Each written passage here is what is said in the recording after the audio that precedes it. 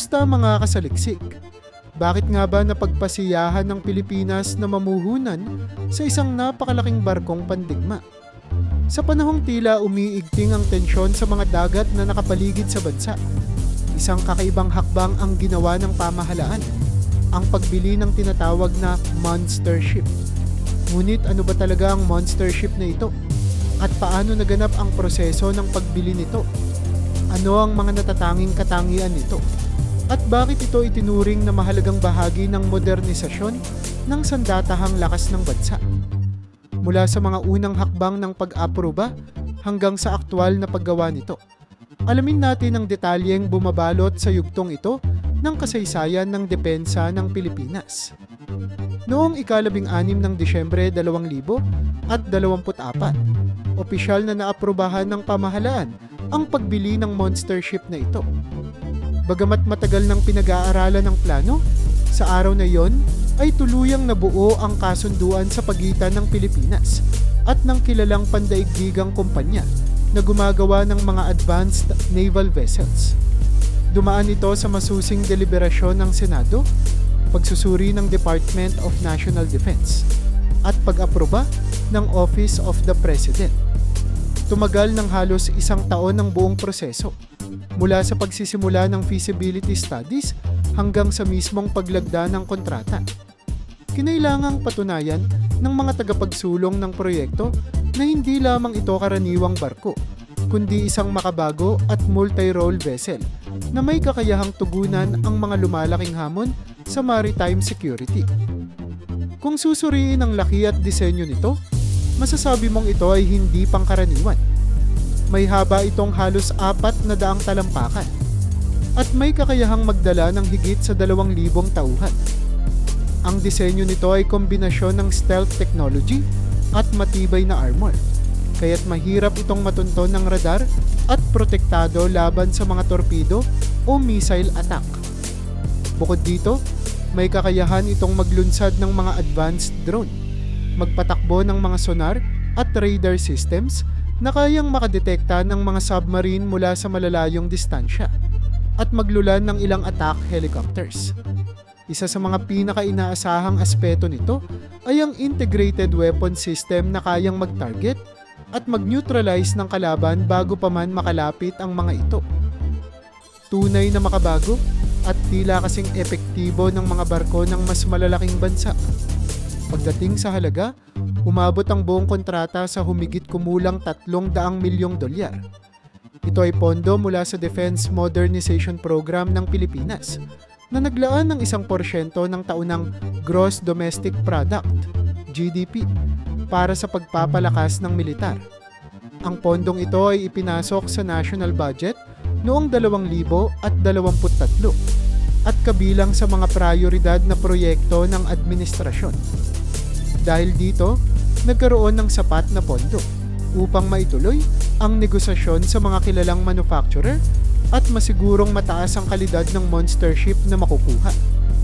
Kabilang sa mga kumpanyang nakilahok sa paggawa ng monster ship ay ang isang kilalang European shipbuilding firm na dalubhasa sa mga advanced naval vessels. Sila ang nanguna sa disenyo, habang ang mga piling bahagi tulad ng radar system, weapons module, at navigation equipment ay ginawa ng mga subcontractor mula sa North America at Asia. Ang pakikipagtulungan ng iba't ibang bansa at kumpanya ay nagbigay daan upang makamit ang isang vessel na may cutting-edge technology. Mahalaga ring banggitin na ang ilan sa mga bahagi nito, tulad ng communication systems, ay iniangkat mula sa Japan, habang ang power propulsion system ay galing sa Germany.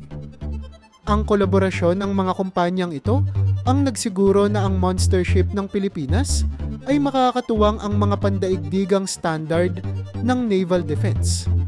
Inaasahan na sa unang quarter ng 2026 ay darating ang monster ship sa Pilipinas.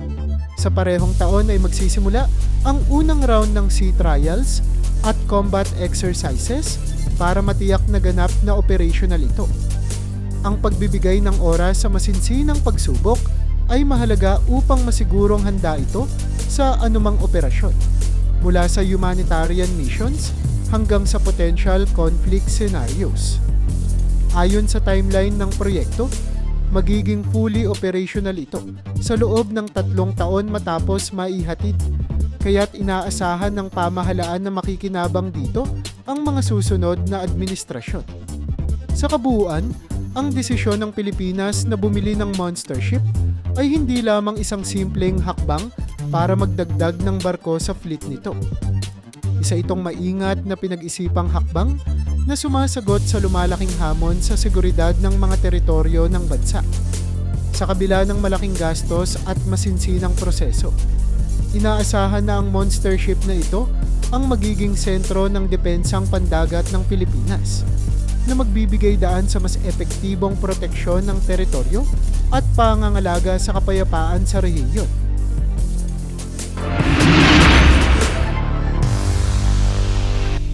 Ano kaya ang magiging reaksyon ng mga karatig bansa sa pagkuha ng Pilipinas ng isang napakalakas na monster ship? Sa isang rehiyon kung saan ang mga issue sa teritoryo at maritime security ay hindi na bago. Ang pagkakaroon ng isang makabago at makapangyarihang barkong pandigma ay tiyak na magkakaroon ng malalim na epekto, hindi lamang sa lokal na depensa, kundi pati na rin sa masalimuot na ugnayan ng mga bansa sa Timog Silangang Asya at sa pandaigdigang komunidad. Mula sa pagtugon ng mga kapitbahay na bansa hanggang sa pag-angat ng posisyon ng Pilipinas sa larangan ng geopolitical dynamics, malaki ang papel na ginagampanan ng monster ship na ito sa kasalukuyang panahon. Sa unang tingin, ang desisyon ng Pilipinas na kumuha ng monster ship ay maaaring magbunsod ng iba't ibang reaksyon mula sa mga karatig bansa nito. Sa isang banda, ang mga kaalyado tulad ng Estados Unidos, Japan, at Australia ay maaaring positibong tumugon, sapagkat ang pagkakaroon ng mas malakas na depensa ng Pilipinas ay nakakatulong upang mapanatili ang balanse ng kapangyarihan sa rehiyon. Gayunpaman, maaaring hindi maiiwasan ang alinlangan mula sa ilang mga bansa na may territorial disputes sa Pilipinas, gaya ng China. Ang pagdagdag ng monster ship sa arsenal ng Pilipinas ay posibleng makita bilang isang hakbang patungo sa mas matatag na pagtutol sa kanilang mga maritime claims na maaaring magdulot ng tensyon sa rehiyon.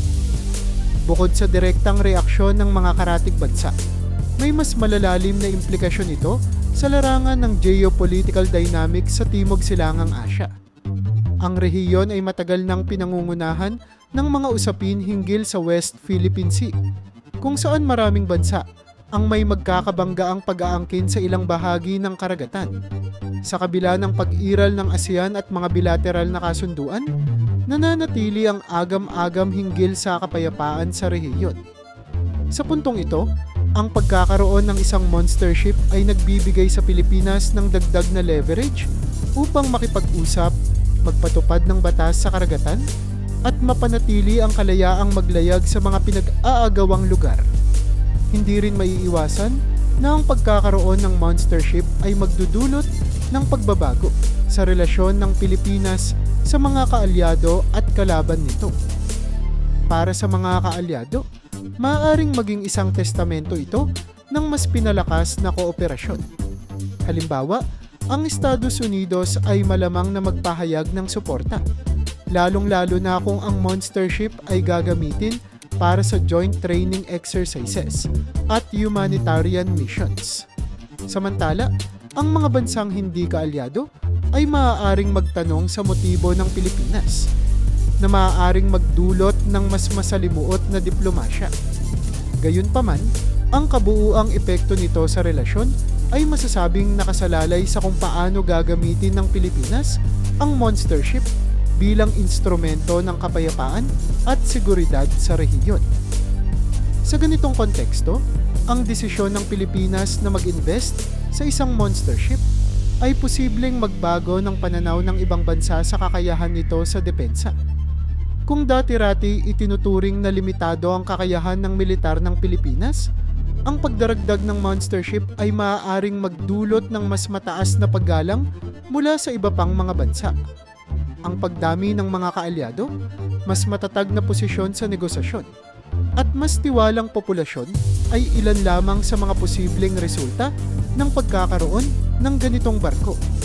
Sa kabila nito, mahalaga rin na maging maingat ang Pilipinas sa pagpapakita ng lakas upang hindi makita bilang agresibong puwersa, kundi isang tagapagtaguyod ng kapayapaan sa rehiyon.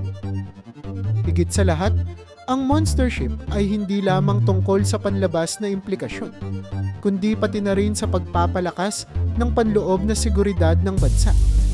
Ang kakayahan nitong magpatrolya sa mga malalayong isla, maghahatid ng ayuda sa mga nasalanta ng kalamidad, at magbigay ng suporta sa mga misyon ng United Nations ay mga aspeto ng makabago nitong papel.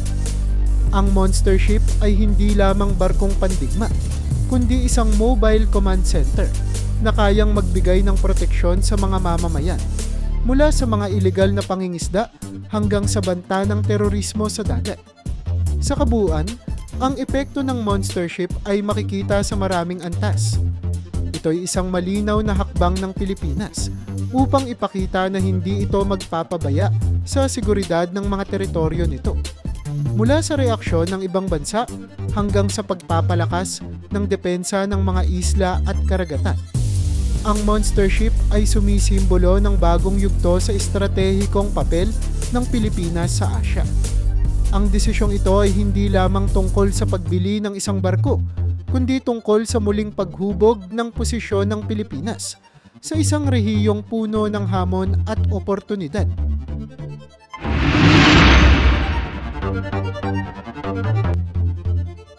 Paano nagkakaroon ng kakayahang baguhin ng kapalaran ng isang bansa ang isang barko? Ang monster ship na binili ng Pilipinas ay hindi lamang isang karaniwang pandigmang sasakyang pandagat. Ito'y isang obra maestra ng modernong teknolohiya. Ngunit ano nga ba ang talagang natatangi sa barkong ito? Paano nagiging kakaiba ang lakas at teknolohiyang taglay nito kumpara sa mga naunang barkong pangmilitar? Mula sa kanyang mga advanced weapon systems hanggang sa mga cutting-edge detection technologies, tunghayan natin ang makabagong aspeto ng monster ship na ito. Una sa lahat, ang monster ship ay pinasadya upang magdala ng mga advanced weapon systems na kayang makipagsabayan sa mga pinakamoderno sa buong mundo. Kabilang dito ang multi-role missile launchers na kayang mag-target ng parehong aerial at maritime threats, kasama ang high-precision artillery na idinisenyo upang magbigay ng suporta sa iba pang unit sa lupa. Mayroon din itong state-of-the-art defense mechanisms tulad ng active radar jamming systems, countermeasure launchers, at automated self-defense turrets na kayang pigilan ng kahit ang pinakakomplikadong banta. Ang ganitong kalibre ng sandata ay nagpapalakas sa posisyon ng Pilipinas sa pagtugon sa mga lumalaking hamon sa seguridad. Bukod sa mga sandata, isa sa mga pinagmamalaking aspeto ng monster ship ay ang bilis at tibay nito sa operasyon. Kahit sa ilalim ng matinding panahon at malalaking alon, kayang-kaya nitong manatiling operasyonal at magpatuloy sa misyon. Ang robust engineering nito ay nagbibigay ng mas mataas na survivability kahit sa mga delikadong sitwasyon. At ang power propulsion systems nito ay nagbibigay ng natatanging kalamangan pagdating sa bilis at maneuverability. Sa ganitong paraan, mas epektibo itong makapagtatanggol at makapagbibigay ng suporta sa mga operasyon sa karagatan. Maging ito man ay militar, search and rescue, o humanitarian missions. Hindi rin matatawaran ng mga teknolohiya sa detection at tracking na taglay ng monster ship. Ang barkong ito ay nilagyan ng pinakabagong sonar systems na kayang mag-detect ng mga submarine at underwater drones mula sa mahahabang distansya. Meron din itong advanced radar at surveillance systems na kayang tukuyin ang mga low-flying threats na hindi natutukoy ng karamihan sa mga karaniwang warships. Ang integrated battle management system nito ay nagbibigay daan sa real-time analysis at mabilis na decision-making na nagpapalakas ng kakayahan ng Pilipinas na maagang matukoy at maagapan ang anumang banta bago pa ito makaabot sa kritikal na antas. Ngunit hindi lamang laban sa mga tradisyonal na kaway, nagiging mahalaga ang monster ship. Isa rin itong napakahalagang asset para sa mga humanitarian missions. Dahil sa laki nito, maaaring magdala ang monster ship ng malaking supply ng pagkain, tubig, at gamot sa mga lugar na nasalanta ng natural na kalamidad. Ang onboard medical facilities nito ay nagbibigay daan upang makapagbigay ng agarang lunas sa mga biktima ng sakuna. Sa ganitong paraan, nagiging instrumento ang monster ship hindi lamang sa depensa, kundi pati na rin sa pagbibigay ng ayuda at serbisyo publiko sa mga Pilipino. Sa kabila ng lahat ng ito, ang monster ship ay hindi lamang simbolo ng kapangyarihan, kundi ng kakayahan din na mapigilan ang mga panganib mula sa pirata at teroristang aktibidad sa dagat. Ang presensya ng ganitong barko sa mga estratehikong lugar ay nagsisilbing deterrent sa mga kriminal na elemento na nagtatangkang umatake sa mga cargo vessel, fishing boats, at iba pang maritime assets ng Pilipinas. Ang advanced surveillance equipment nito ay nagbabantay sa malalayong lugar, habang ang mga quick response teams na maaaring ma-deploy mula rito ay nagbibigay ng agarang aksyon laban sa anumang banta. Dahil dito, nagiging mas ligtas ang mga Pilipino at mas sigurado ang ekonomiya ng bansa na lubhang nakadepende sa kalakalang dagat. Sa kabuuan, ang lakas at teknolohiyang taglay ng monster ship na ito ay nagbibigay sa Pilipinas ng makabagong kasangkapan upang hindi lamang depensahan ng sarili, kundi upang maging isang mahalagang puwersa para sa kapayapaan at kaayusan sa rehiyon. Ang kombinasyon ng advanced weaponry, cutting-edge detection technologies, at multi-role capabilities nito ay nagpapakita na ang desisyon ng pamahalaan na mag-invest sa monster ship ay isang hakbang tungo sa mas maayos at mas ligtas na hinaharap para sa bansa.